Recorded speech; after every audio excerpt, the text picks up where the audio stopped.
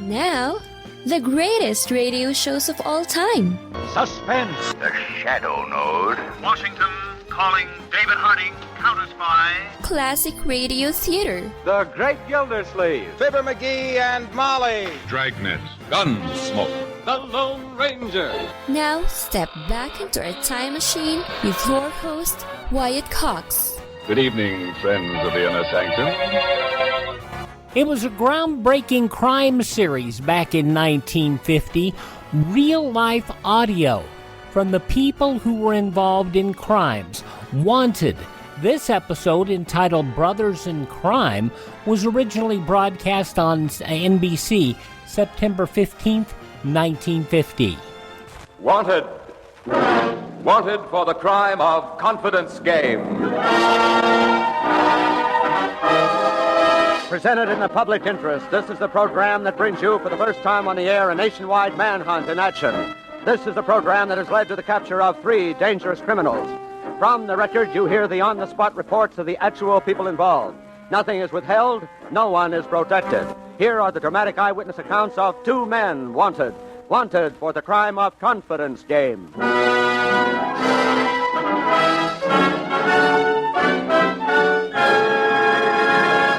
And now, Wanted's on-the-spot investigator, Walter McGraw. Good evening. Once again, I'm going to take you on a nationwide manhunt for 2 men who are a threat to every one of you. You'll meet these men's victims and the law enforcement officials who are out to catch these criminals, and even one of these men's confederates in crime. Remember, these are the actual people, not actors, who are putting themselves on the spot to give you first-hand information so you can bring these 2 men to justice. And you can do it. Look at your record to date. Last week, you brought in 2 of our wanted fugitives. Here are the reports. First, from Kearney, New Jersey, the news about James Joseph Sweeney, wanted for attempted murder, sodomy, and bond jumping. First, the man who fingered him. For obvious reasons, I don't want to give my name. Listening to the NBC Wanted program, I heard of a wanted man by the name of James Sweeney. The next morning, I saw his picture in the paper and felt that, as a good citizen, it was my duty to report him. I called up the local police and reported him to Detective Lieutenant Sharples. This is Lieutenant William Sharples, commanding the Detective Bureau of the Kearney Police Department, Kearney, New Jersey. Immediately after the broadcast Wanted, my department was in receipt of information reporting that James Joseph Sweeney had been operating a confectionery store in Kearney for a short period of time. An immediate surveillance was placed around this particular area, and a subsequent investigation revealed that the individual was known as one James Kelly. A further check revealed this James Kelly to be one James Joseph Sweeney, wanted for several felonious high crimes in the state of New York. An apprehension was made. So, Wanted closes the books on James Joseph Sweeney. Just 3 days prior to this capture, news flashed out of the Northwest on another capture. The capture of the man you know as the cop killer of the West, Omar August Pinson. Here, speaking from Pierre, South Dakota, is Clayton Vickmark. After the Wanted program, broadcast over NBC on August 18th, information was received to the effect that Omar August Pinson was in South Dakota. The FBI got in touch with the director of the Motor Vehicle Registration Division and told him to be on the lookout for a D.C. Audell who might come in to transfer a car title. 3 days later, Audell did come to the office in the State Capitol building. Mr. Audell, actually Omar August Pinson, agreed willingly to accompany us to the local police department to answer a few questions. I asked the desk sergeant for use of an office and was told that the only available space was the department kitchen. Audell, or Pinson, asked why he had been arrested. I then told him that it was the FBI that wanted to talk to him. He asked for a glass of water, and I told him to get a cup off the shelf and take it from the tap at the sink. This he did. But as he raised the 3rd cup of water to his mouth, I noticed that he shifted his feet and glanced past me at the door that was just to the rear of me and to the side. I felt then that he was going to try to make a break for the door by throwing the water in my face, a trick that has been worn out in the movies. I moved my hand to my forehead to protect my face and sat up erect in the chair. Before I could do more, he threw the water. It hit the chair where I had been sitting. He made the 12-foot dash for the door. As he passed me, I hit him in the stomach as hard as I could, and in turn got knocked back against the door casing. We wrestled in the vestibule and out through the screen door, taking the screen door right off the hinges and out with us. Outside, I stepped on the back of his knee and forced him down on one knee, but he swung back with an elbow and broke my grip. He ran through the grocery store. I yelled to one of the clerks who was standing in the door to stop that man. The clerk stepped in front of the door and slowed Pinson long enough so I got hold of his arm and forced him to sit down. When the FBI agent arrived, he was immediately loaded in a car and taken to the Pennington County Jail at Rapid City, where he will remain until retrieved by the authorities of the Oregon State Penitentiary.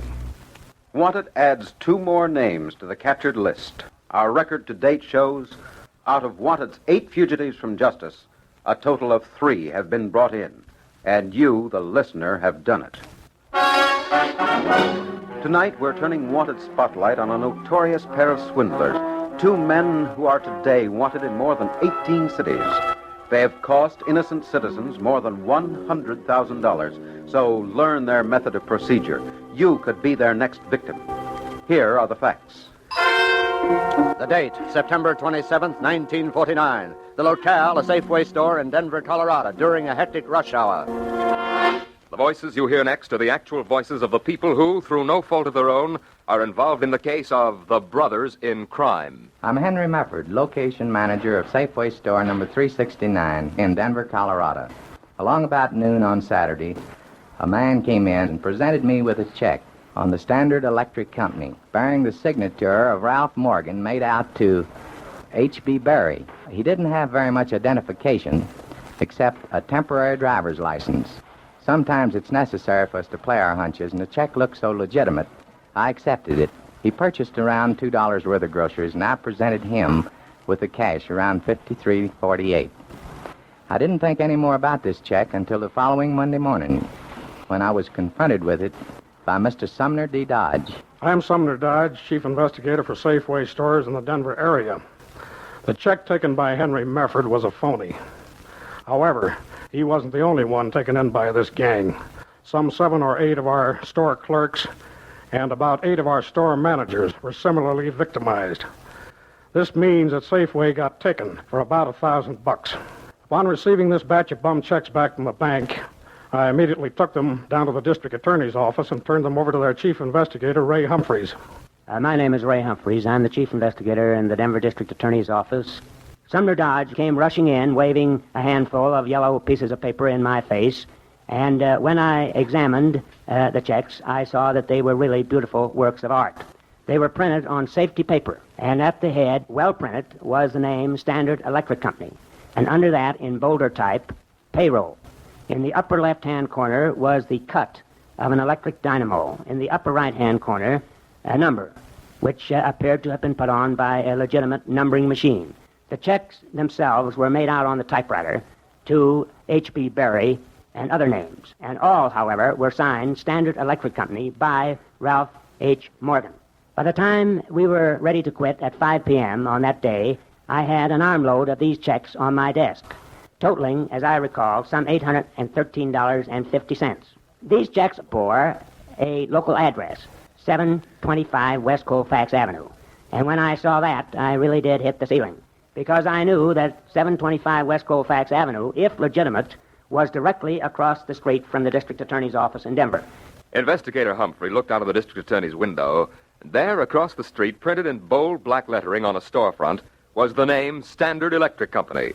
The sign was there, but the store was empty. First stop for the Humphrey staff of investigators was a visit with the store landlord. My name is Litman Sachter.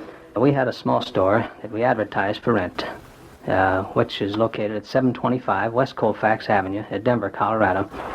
Last September, a young fella came in and he said that he operated an electrical repair shop at Colorado Springs, and he wanted to run the same kind of a business at this particular address. And he talked about a lease, and I said, well, we'd give him a lease providing he was willing to pay the last month's rent in advance, and after thinking it over, he thought he'd rather rent from month to month, which was all right with us. The name he gave me was Ralph Morgan, and the impression I got of him was that he was a nice young fella, and he appeared to be honest, and he was trying to get along. Now investigators had a real clue. The men they were looking for appeared to be honest. This was vague, but it was the only description they had. So they concentrated their efforts on the checks themselves. Question: where had the checks been printed and who had ordered them? Detectives spread out, covering every print shop within a radius of 100 miles of Denver. Did your store print this check, fella? Ever see this check before, mister? What about it, Bud? Is this your work? They got an answer. My name's Albert Nicoletti, foreman of Tepper Printing Company, Denver. Fella came in the shop one day to have some payroll checks made. It was an awful hurry for them and wanted them in 2 days. I told him it was pretty hard to make them in 2 days' time because the plate had to be made. He said he had his own plate, which was of a little electric motor. He gave it to me and gave me a small cash deposit and went on. He came back Friday to pick up his checks and paid me off in cash and went on. And the only address I have is address on a check, which is a number on Colfax Avenue. Once again, the fast-talking confidence man had left no trail. And once again, Ray Humphreys and his men were back where they started. Back to the checks, back to the phony payroll, back to the names and addresses of the people to whom the phony payroll was made out. Each name was carefully checked. Result? This is Henry G. Tormey, investigator for District Attorney of the 2nd Judicial District, Denver, Colorado. We had names and addresses of parties victimized by these standard electric checks and went around for days and days talking to them and getting descriptions which were very vague and contradictory. And about all we got of the whole deal was sore feet. September 15th, 1950, Wanted on Classic Radio Theater with Wyatt Cox. You know, it's true. Difficult times have a way of focusing us. We have to think about what matters most when it comes to our spending, our health care. No doubt. This is why so many people are joining Medi-Share right now. Medi-Share is a trusted way to save up to 50% on your monthly health care costs. More than 400,000 people have already made the switch. It's pretty obvious why, too, especially now during this challenging season with health care costs and out-of-pocket expenses going up. Medi-Share can save you a lot of money. The typical family saves $500 a month. And Medi-Share is a Christian healthcare sharing ministry that's worked beautifully for 29 years. There are different options to choose from to fit your budget. I'll give you the number here in a second, and if you call, you can get a price within 2 minutes. Maybe now is the perfect time to make the switch and start saving. Here you go. Call 833-34-BIBLE. That's 833-34-BIBLE. 833-34-BIBLE. Now on Classic Radio Theater with Wyatt Cox, more of Wanted, as it was broadcast September 15th, 1950. Blind Alley. Investigator Humphrey's men had one lead left, one possible avenue of information. He sent his sore-footed men to interview each of the victims who had cashed the checks. Instructions? Get them to talk. Make them tell you everything. Even if it seems unimportant, make them tell you anything they can remember. The investigators hit the road, talking to the victims. Careful talk, detailed talk, intense questioning. How many came into your store? How were they dressed? Did they have accents? What did they say? How did they act? Thousands of questions and thousands of answers. One was tall. One was short. 3 were fat. They were thin. I'm sure none of them wore glasses. I think. Eyewitnesses are notoriously unreliable. But out of all the answers received, one woman had important information. My name is Mary Corrado, and I'm employed as a millinery sales lady at the Lady Fair hat shop in Denver. One day, a Spanish-looking girl came in to buy a hat. She just loved the hat. It was just what she wanted, but didn't have enough money with her. Could she put it in will call? Well, that was all right, because that was the policy of our store, to put hats away like that. She paid a small deposit and was to come in the next day, but didn't show up. Well, we didn't think much about it, because we hold hats several days. And Saturday evening along, about 25 after 5, a gentleman came dashing in and huffing and a-puffing, and he was newly married, and he was to pick up a hat. Could we cash his check? He just got off work and didn't have a minute to cash it. Well, I asked him if he had the proper identification, and he did. I showed the check to our manager, Miss Ethel Todd, and between the two of us, we thought the check was all right, and he looked on us, so we cashed it for him and let him have the hat, along with change for the $55 check. Later, the investigators came in to see us, and it turned out that the check wasn't good, and they asked us what we knew about the gentleman. Well, we were so tired, and we'd had such a hard day, we couldn't seem to get together on his description. Miss Todd thought his hair was dark, and I thought it was sandy. But one thing we did agree on, he mentioned that he was newly married. Not a lead, not a real lead, just a miscellaneous piece of information. A newly married Spanish girl. But the DA's boys hoped to develop that into tangible evidence, and they went to work. This is Al DeCredico, investigator for District Attorney Bert M. Keating in the City and County of Denver. We searched the records of the City and County of Denver Marriage License Bureau and noted that a Fred O. Brown had made application to marry a Maria Victorina Ortez de Lara. The Spanish name clicked, but we were not too sure that we were on the right track. However, we read the address of 334 East 16th Avenue. 334 East 16th Avenue happens to be a hole in the ground. This definitely established that Fred O. Brown was possibly the man we were looking for because the address was the same which was used on the endorsements of the rubber checks. Knowing that the marriage had not been performed in Denver because of a legal technicality requiring a return certificate, we checked the justices of the peace in the surrounding counties. On our third or fourth try, we were successful in locating a justice of the peace who had married a Fred O. Brown and a Maria Victorina Ortez de Lara. This justice of the peace is located in Edgewater, Colorado, and his name is J. Benson. I'm Jarrett J. Benson, a justice of the peace in the county of Jefferson, the state of Colorado. I performed a wedding ceremony between Fred O. Brown and a Spanish girl by the name of De Lara. The Spanish lady could not answer all questions in the ceremony. I asked her such questions as, do you take this man whom you hold with the right hand to be your lawful wedded husband to live in the hold or bond of matrimony? And with the help of Mr. Brown, she answered, yes. I then said, inasmuch as you have in the presence of these witnesses, according to the law, signified your intentions and consent to enter the hold or bond of matrimony, I do now, by virtue of authority vested in me by the laws of this state, pronounce you husband and wife. They immediately left my office, and the only address I have for these people is the Auditorium Hotel in Denver. This is Mrs. Faith Venable, Assistant Manager, Auditorium Hotel, Denver. Mr. and Mrs. Fred O. Brown stayed with us. Registering with them was Thurman C.A. and Troy C.A. Now 2 new names were added, Thurman and Troy C. The investigators took the hotel registration cards of Thurman and Troy C. and the newly married Fred O. Brown for a handwriting check. Question: would the handwriting on all 3 registration cards match the handwriting of the endorsers and payees of the rubber checks? Answer: my name is Ben Garcia, private handwriting expert in Denver, Colorado. I was called in on this particular case and examined the phony checks. I was then handed hotel registration cards number 8870 and 8871 from the Auditorium Hotel here in Denver.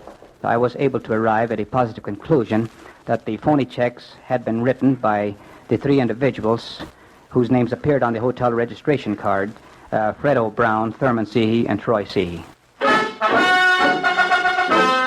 The district attorney's office set out an alert to the entire Southwest to be on the lookout for a Mr. and Mrs. Fred O. Brown and 2 men whose names could be Thurman and Troy C., or any of the other 21 aliases which had been used during the check fraud. In less than a week, they had an answer from Phoenix, Arizona. Mr. Fred O. Brown tried to order some checks from a printer here in town, and our printer got suspicious. He notified our office. We're holding Brown in custody. Chief Investigator Humphreys dispatched one of his men to Phoenix to question Brown. Al DeCredico, Denver District Attorney's Office. I arrived in Phoenix and questioned Fred O. Brown in the city jail. He admitted his part in the Standard Electric case. However, he maintained that he was only a pawn in the scheme and that the real brains of the gang was Thurman C., assisted by his brother, Troy.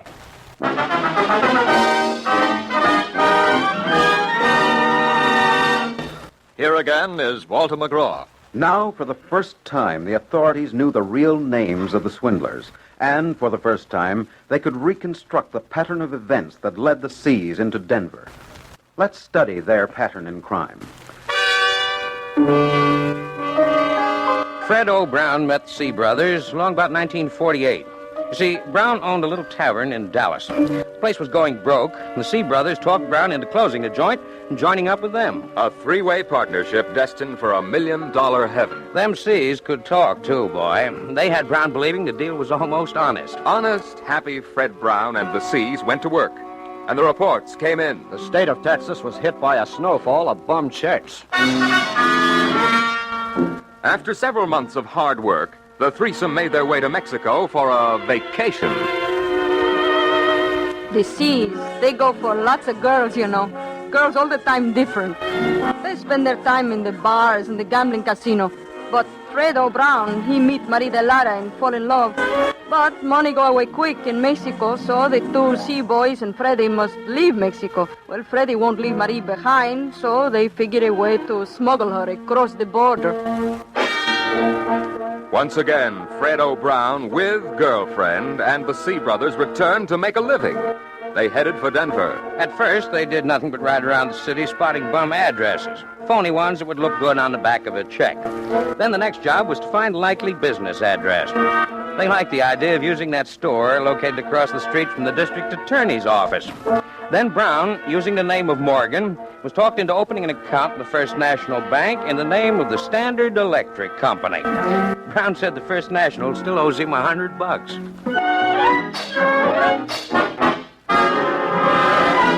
Denver police checked the details of Brown's story. A quick check with the First National in Denver proved that he was telling the truth. But Brown, when questioned about Thurman and Troy C., maintained he didn't know where they were. The conclusion of Wanted, September 15th, 1950, follows these messages. You're listening to Classic Radio Theater with Wyatt Cox. Has someone in your family lost a job recently, and now you can't afford your mortgage payment? Or do you have a rental property, and your tenants aren't paying you? We can come to the rescue and pay you cash for your home immediately.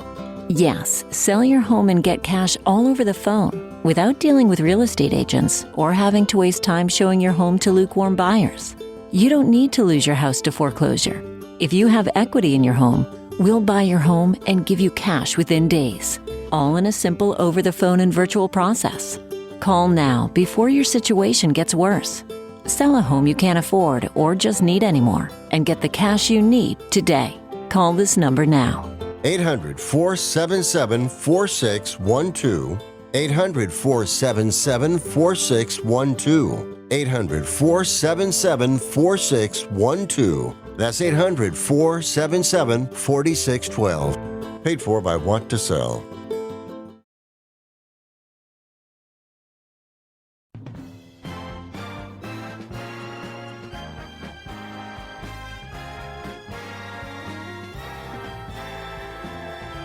Now on Classic Radio Theater with Wyatt Cox, the conclusion of Wanted, September 15th, 1950.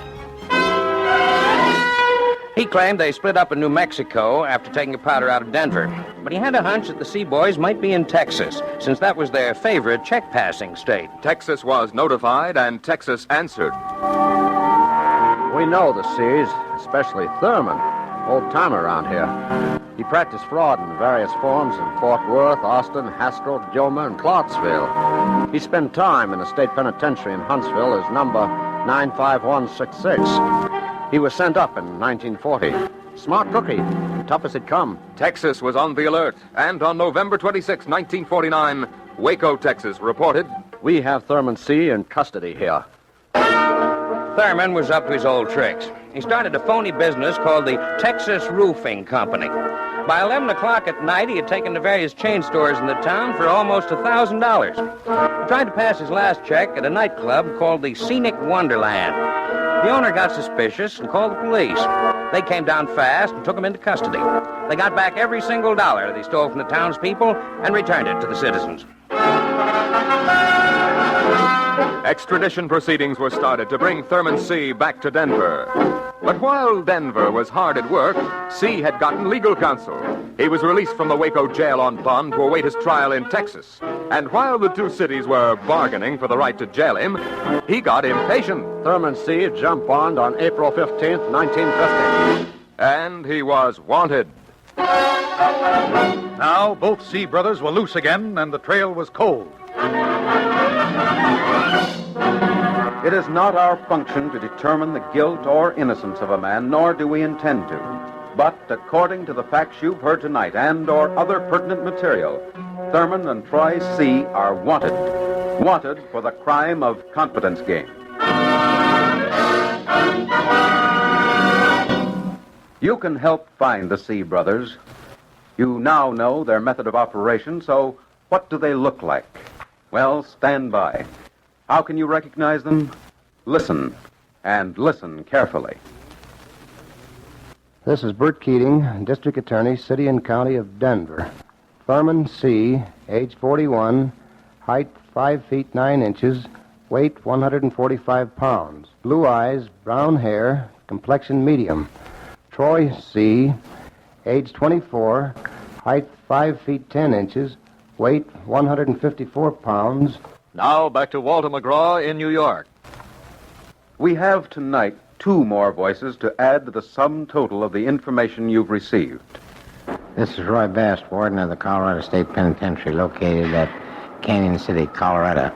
We have in our custody Fred O. Brown, prison number 26067, who was sentenced to 2 to 8 years for the crime conspiracy to commit confidence game. Fred at this time is working in the officer's mess and has a clear record. If he continues on as he now is, he will be released on the 28th day of July, 1951. We're talking to you from behind the walls at Canyon City. I've given Fred permission to say a few words to you now. This is Fred O. Brown, number 26067.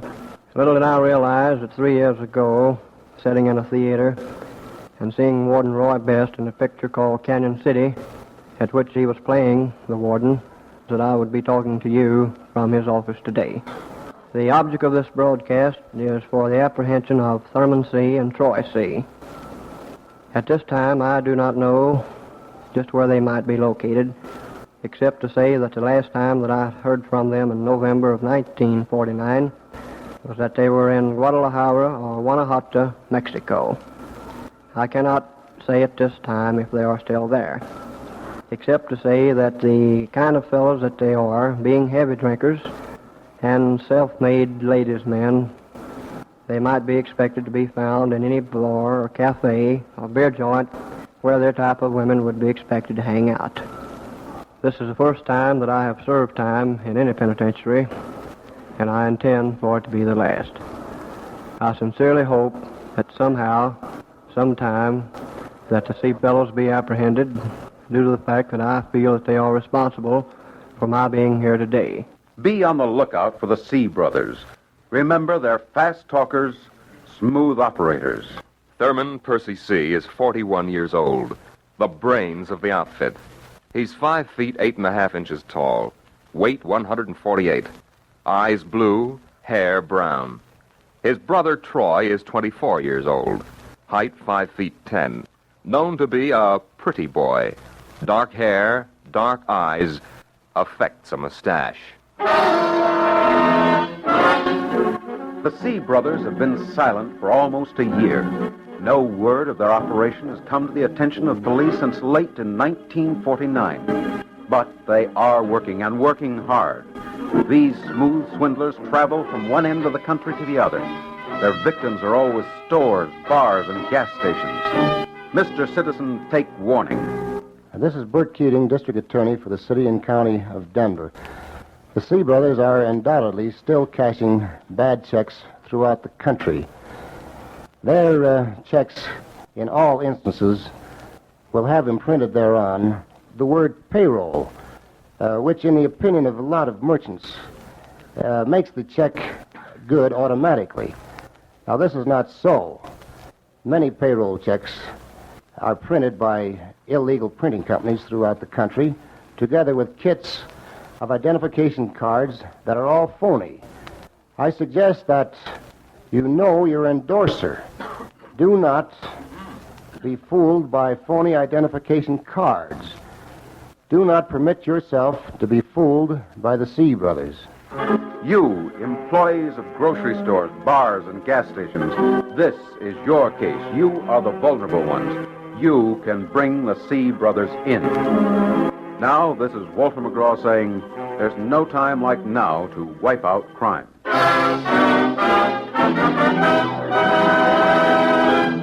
Be with us next week when you will again hear the actual people give their eyewitness accounts of a Hollywood press agent who is wanted. Wanted for jailbreak.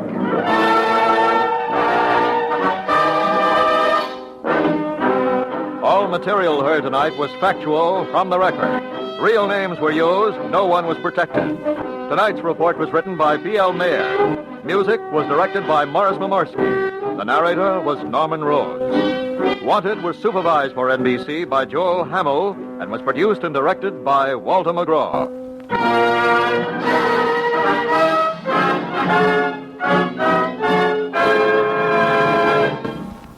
September 15th, 1950, Wanted on Classic Radio Theater with Wyatt Cox. Isn't it interesting that they actually were able to find some people?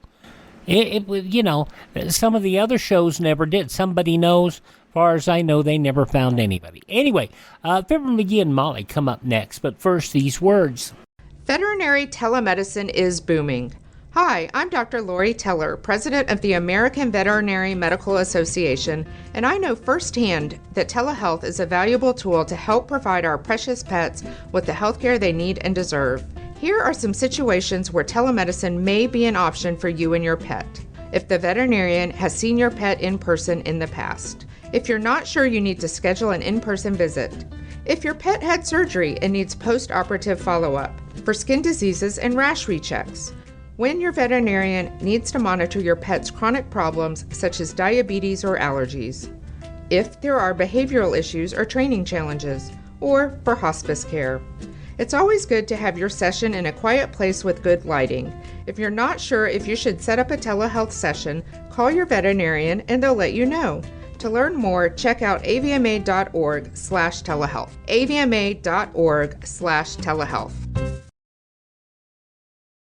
Now on Classic Radio Theater with Wyatt Cox, an episode of Fibber McGee and Molly, September 15th, 1954. You know how it is when you have stuff and you don't necessarily want it, but then you can't have something and you really want it. That's Fibber's issue right now at 79 Wistful Vista. It's time for Fibber McGee and Molly.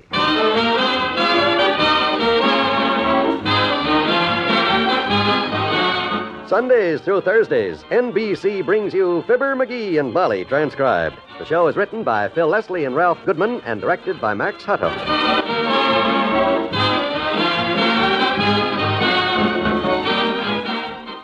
Hey, kids! Hey, where are you? I got something important to tell you. Oh, hello, Mr. Oldtimer. I didn't hear you come in. No, I didn't either.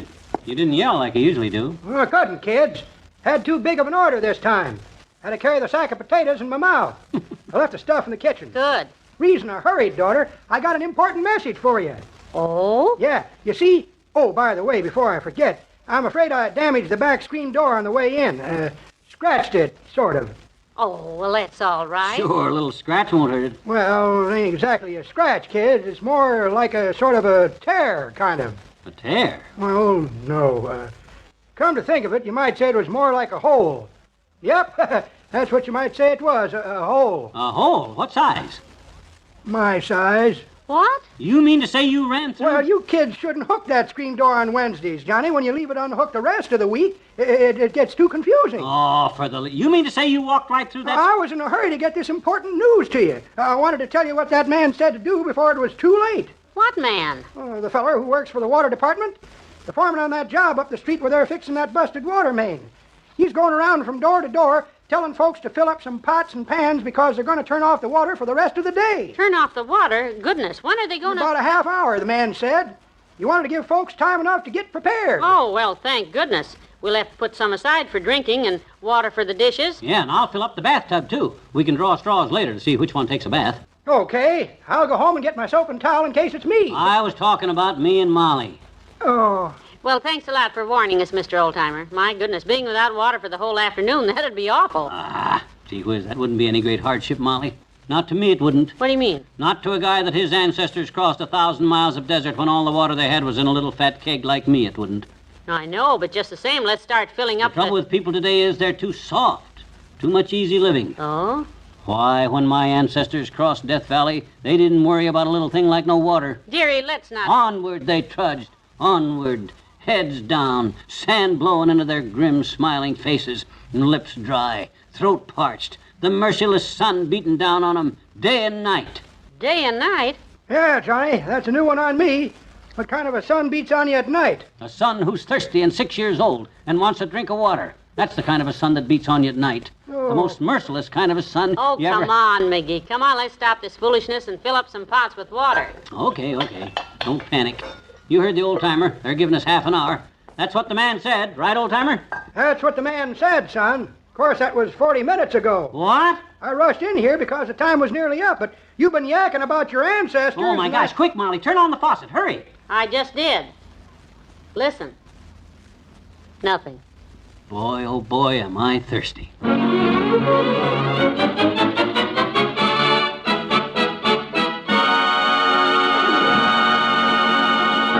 Ah, this is murder. No water, not a drop in the house. Oh, McGee, relax. It's only been 10 minutes since they turned it off. How do those inconsiderate, high-handed pipe misfitters expect us to live a whole afternoon with no water? Doggone it, I'm thirsty. What about those pioneering ancestors of yours, the ones who crossed the desert? And all the water they had with them was a little fat keg like you. Well... They didn't let a thing like no water bother them. Onward they trudged. Sand blowing into their grim, smiling faces. Throats dry, lips parched. Oh, cut it out, Molly. Gee whiz, I'm as dry as a Swiss on rye without you kneeling me. I'm sorry, dearie, but if you're so thirsty, there's some root beer in the icebox. Root beer will not do it. I'm thirsty for water. It's a way down deep inside kind of a thirsty that nothing but water will... Hey, I know where I can get some water, I bet. From Les Nelson next door. Oh, I wouldn't bother them. They probably got buckets full, like we'd have had if I'd have had time to fill some buckets full. You wait here and I'll be right back. I'll grab a kettle and trot over there and get some water.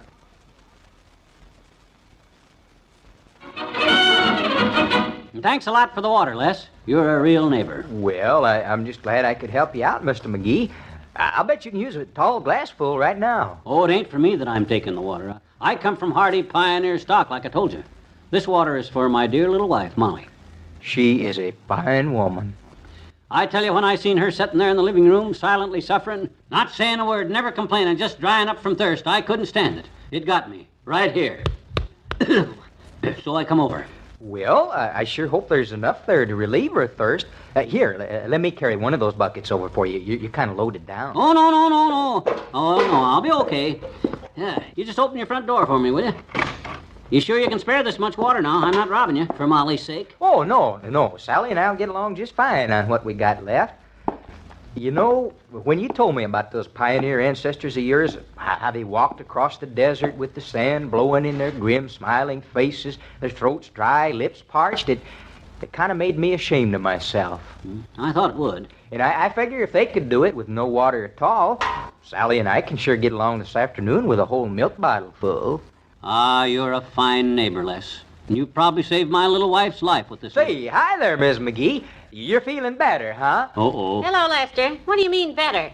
I just came over to see what McGee was doing because he's been gone so long. Well, we better get home, Molly, with this water. Les, give me some water and come on, let's... Watch your feet! Whoops! Oh, my gosh, all the water gone. All over the sidewalk.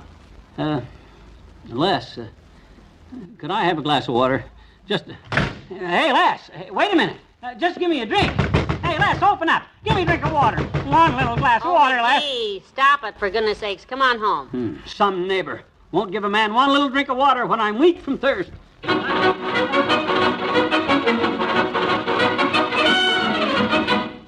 So I says to Molly, I says, Wallace Wimple, I says, he's the guy to ask. Well, thank you for thinking of me, Mr. McGee. Ask what? Just a very simple request, Wimp, from one good friend to another. Give me a drink of water, will you? Water? Wouldn't you rather have a nice cold glass of root beer? Root beer won't quench my thirst, boy. When a man's as thirsty as I am, that's sort of way down deep inside kind of thirsty, there's nothing that'll relieve it like a tall, cold glass of water. You got plenty? Oh, loads. When Sweetie Face heard they were going to turn off the water, she had me fill all the buckets and kettles in the kitchen and all the containers. Swell. Well, never mind the details, boy. Just get me a glass of water before I collapse on your front porch here. Oh, I'd like to, Mr. McGee. I really would. But, well, she has it locked up. Locked up? The water? Yes.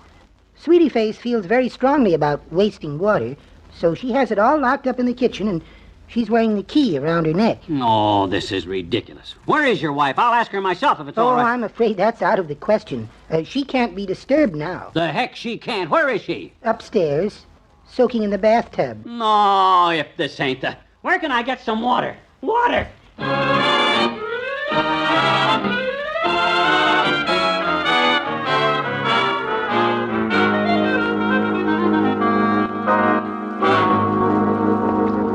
Some bunch of neighbors. Some friends I got. I gotta have water. I don't get a drink of water. Where you been, Mr. McGee? Your wife's been looking for you. Him and his little put-away milk bottle full of water. Just because I spilled a couple of buckets. They turned the water back on a few minutes ago. Huh? They did? Oh, boy, oh, boy, oh, boy, oh, boy. Hey, Molly. Hey, Molly. I've been wondering when you were coming home, dearie. They just turned the water back on. Well, it's about time. Oh, and look what Mama's got. A great big pitcher of ice water. Yeah. You must be starving for a drink. Here, hold the glass. I'll pour you a slug. Oh, thanks, kiddo. But I'm way too thirsty for water by now. Huh? Oh, I can have water anytime. What I'm going to get right now is a nice, cold bottle of root beer. Because when a guy's as thirsty as I am, that way deep down inside kind of thirsty, a cold slug of root beer.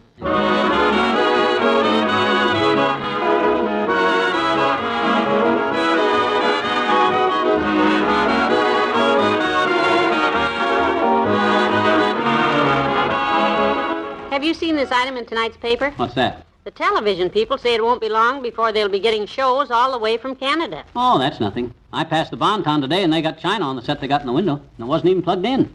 Oh, aren't you cute? I wonder. Good night. Good night, all.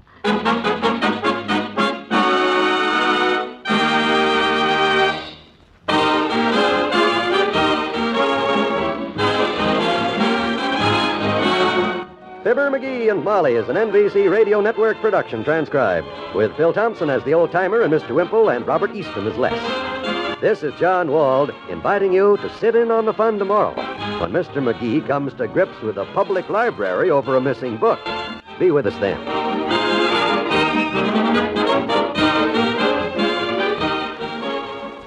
Like I said, when you got it, you don't want it. And when you don't got it, you want it. Fibber McGee and Molly, September 15th, 1954 on Classic Radio Theater with Wyatt Cox. And your name? Friends, this is Bob Hope. If an atom bomb were to hit your home city, would you know what to do? Remember, one explosion of an atom bomb could kill 75,000 and maim 100,000. This is only one kind of a disaster which could strike. In addition to many forms of enemy action, there are the dangers of fire, flood, earthquake, and traffic. Knowing what to do before, during, and after a disaster can improve your chances of survival. There is something you can do and do now. You can learn a pattern of survival. Your local Office of Civil Defense is ready to help. Persuade your club, your church, your friends, and your neighbors to help to learn to live. Remember, this is the atomic age. No one can escape its hazards, but everyone can prepare. Listen carefully. What you are about to hear can save your life. Do you know the siren signal in case of atomic attack? Do you know how to find shelter? Do you know how to give first aid? Do you know what will be done for your safety? For further details, consult your local Office of Civil Defense.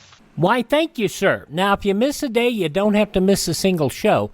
You can hear all of our Classic Radio Theater programs on demand just by going to classicradio.stream. There you can stream our shows. You can learn more about classic radio collecting. You can find a list of all the places where Classic Radio Theater is available. You can also learn more about building a collection of your own. You can find our social media links. You can contact me, and you can buy me a coffee. Now, I don't drink coffee, but that buy me a coffee money is what we use to build new Classic Radio Theater and acquire Classic Radio Theater collections for our use here on the program. Thank you for tuning in. Tell all your friends the great radio shows are right here at this spot on the dial. Classic Radio Theater with Wyatt Cox on your favorite station.